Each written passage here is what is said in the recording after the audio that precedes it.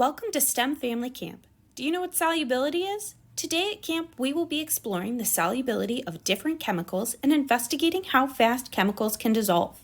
When you have some ideas about solubility, you will be a chemical engineer as you design and build a time-released medication tablet. My name is Grace, and along with the rest of our STEM family team, I will be guiding you through this investigation and engineering challenge. We can't wait to see what you do, so let's get started. Doing an investigation scientifically is different from just playing around. Chemical engineers investigate chemical processes in a very deliberate way. They are careful to set up experiments by changing only one variable while every other factor is held as constant as possible. First, we will explore solubility by changing one variable, the solvent, to discover how it affects the solute. In the second experiment, we will change the form of our solute for its effect on solubility. Your final challenge is to engineer a time-release medication tablet. Engineering is a form of practical applied science. Like all scientists, engineers test out their designs and change the design when it best suits their needs. They always write down their design choices on their design documents so that they can remember their alterations. You have charts and design plans in your camper instructions that you can use and then tape into your STEM family journal as a record of your work. Don't be afraid to test out your ideas, and don't forget to write them down. Before we tackle our engineering challenge, we will need to know something about solubility. You see solubility every day. Solubility is the word we use to describe when a substance called a solute dissolves in another substance called a solvent. This happens when we mix sugar with water. The sugar dissolves in the water. This means that the sugar is soluble. Why does this happen? A solvent is usually a liquid, like water or alcohol or oil. Solvents are made of molecules. Some solvent molecules, like water, have positive and negative charges on them, like you can see in the diagram. A solute is also made of molecules. Some solute molecules have positive and negative charges on them too. Positive charges are attracted to negative charges, so when we put them together, the charges on the solvent will pull on the charges on the solute. This drags the solute molecules away from one another and hides them in the solvent. The solute is soluble and dissolves in the solvent. Because each solute and solvent have different charges on their molecules, each solute dissolves differently in different solvents. The rate of solubility can be changed by the form of the solute. The solute can be packed together very tightly, or a coating of a different molecule can be put around the outside of the solute to delay the start of dissolving. The solute can be loosely packed, or even be a powder which is not packed at all. Which form do you think will dissolve fastest? Which will be the slowest? Food scientists and pharmaceutical scientists have learned how to control the speed at which a solute dissolves into a solvent to engineer different products. In food science, the speed of solubility changes the experience of eating a particular food. It may change the flavor and make the food more interesting to eat. In pharmaceutical science, it makes it possible for you to take a medicine in the morning and have the medicine continuously help you all day long. In our experiments, we are going to explore solubility and the speed at which chemicals dissolve so that you can design and build a time-released medication tablet. For our first experiment, we are going to test how different solvents affect one solute. Okay, so you're going to need 3 solvents, cups, and 3 pieces of candy of the same color. The solvents are oil, alcohol, and water. The first thing you are going to do is to pour 5 milliliters of liquid into each of your measuring cups. Use the measurements on the side of your cup so that you get the right amount in each one. Make sure you know which liquid is in which cup. Once your cups are filled with your liquids, place a candy in each one. Swirl each cup around for about 20 seconds, and then watch to see what happens to the candy in each cup. In Table 1 of your journal, write down what you observed in each liquid. When you look at the candy, how much of the colored candy coating is gone? What colors do you see in the liquid? How much of the color is in the liquid from the candy coating? Then observe how the candy dissolved in each liquid and label each one as best, medium, or worst solubility. Remember, the best solubility is the candy that dissolved the most. All right, now that you've watched us walk through this experiment, it's time for you to try it out yourself. Pause the video now so that you can test out solubility of candy in different liquids too. We've tested out what happens to our candy in different liquids, but now let's observe the patterns of solubility in water. What happens when we put our candies in water? What patterns do they make as they dissolve? Fill a plate with water and place 3 different colored candies in the center of the plate. Watch the candies for about 1 to 2 minutes without touching or moving them.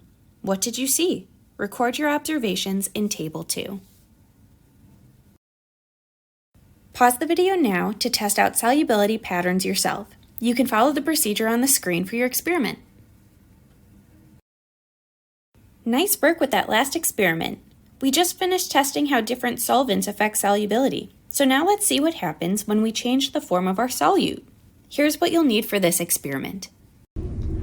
Hi campers, we have the antacids, we have the pH paper and the pH paper scale, the vitamin C, and we have a spoon, water, 5 cups, scissors, a ruler, and a pencil. The first thing you need to do for this experiment is to cut your pH paper into 1 centimeter pieces. Use your ruler to measure your pH paper and make a mark with your pencil for every centimeter. Then, use your scissors to cut on the pencil lines you just made. In the end, you should have 25 pieces. Next, take your large plastic cup and fill it with water. Make sure that you leave some space at the top so that when you stir your solvent, it doesn't spill over the edge. Then, here's what you'll do next. We're going to make our solution by putting the vitamin C in the water and stirring.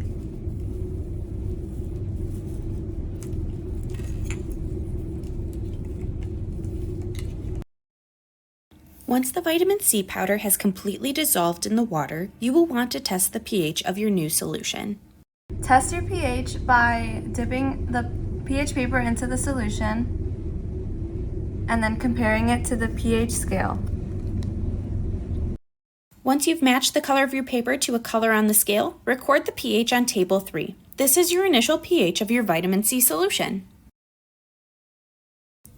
Next, set up your 5 medicine cups in a row on a piece of paper. Place 1 tablet in front of each cup and label the paper with that tablet type. You will see that you have 4 different types of tablets: 2 pressed tablets, 1 chewable tablet, 1 soft tablet, and 1 candy-coated tablet. We have a labeled picture on the slide to help you identify which one is which. The soft tablet will need to be unwrapped and should be labeled soft on your paper. The chewable tablet should be labeled chewable, and the candy-coated tablet should be labeled coated. Then, take one of your pressed tablets and label it pressed. Take the second pressed tablet, put it in a baggie, and stomp on it with your feet like you can see us doing in this video. It doesn't have to be perfect, but it needs to be in pieces when you finish. Once you finish doing this, you're going to label the paper powder. Finally, you're going to pour 15 milliliters of your vitamin C solution into each of your medicine cups. Use the measurements on the side of the cup to help make sure each one is equal. Once you've done this, you're all set up to start the experiment. You can pause the video now to follow our setup procedure for this experiment. Great work getting set up for this experiment. Now we're going to test out our antacid forms. We will be testing each tablet, one at a time, for 4 minutes each. So make sure you have your timer ready. First thing we're going to do is put 1 tablet into its cup and start a timer for 1 minute. After 1 minute, you're going to gently stir the cup with your spoon and dip a new piece of pH paper in the cup for 1 second. Compare the paper color to your pH scale and record this pH in the 1 minute column of Table 3 for that tablet. Wait 1 more minute and stir the cup again. Dip a new piece of pH paper in the cup for 1 second and compare the paper color to your pH scale. Record this pH in the 2 minute column of Table 3. Wait 1 more minute and stir the cup again. Dip a new piece of pH paper in the cup for 1 second and compare the paper color to your pH scale. Record this pH in the 3 minute column for Table 3. Wait 1 more minute and stir the cup again. Dip a new piece of pH paper in the cup for 1 second and compare the paper color to your pH scale. Record this pH in the 4 minute column of Table 3.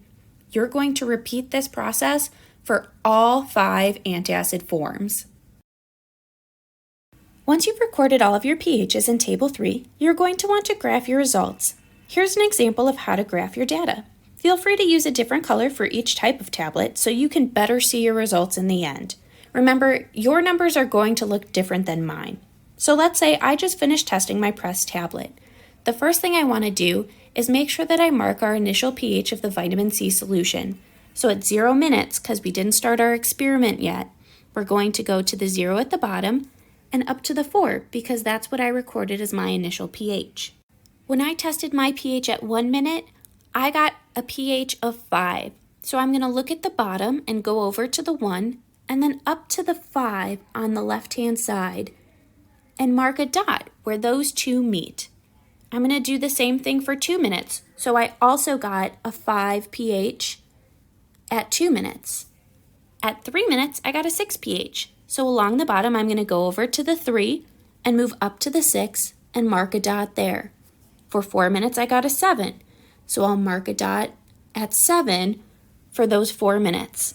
Once I have all of my dots on the graph, I'm going to draw a line connecting them all so I can see the trend throughout the experiment. Once you've graphed the data for all of the different tablets you tested, compare your results. Which form worked the fastest to change the pH? Which form worked the slowest to change the pH? Write it down in your journal. Now that you've watched us test out different antacid forms, it's your turn. Pause the video now to follow our procedure for this experiment. Nice work! So far you have tested how changing a solvent affects a solute and how the form of a solute affects solubility. Now it's time to put together everything you've learned for our final experiment. Your final challenge is to design a time-release medication tablet. In this design challenge, you need to deliver 2 medicines in 1 pill. We are representing these medicines in 2 color tablets. You have to use these 2 different color tablets in your pill, and the final tablet has to be 1 single unit and needs to be fully enclosed, so both of your 2 different color tablets need to be together. And then when submerged in water, your tablet has to release each of the colors at a different time. The first color needs to be released after 30 seconds, and the second color needs to be released after 3 minutes.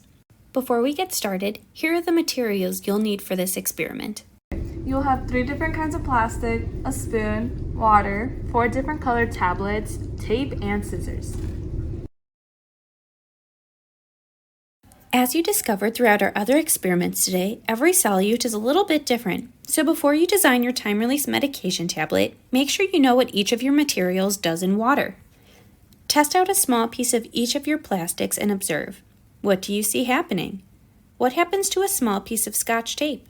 Make sure to document your observations on your design plan. Don't forget to also test out a tablet. As we know, solutes dissolve differently in different forms, so decide how you want to test your tablet, whether it be whole or in powder form. Observe what happens and write it in your design plan too.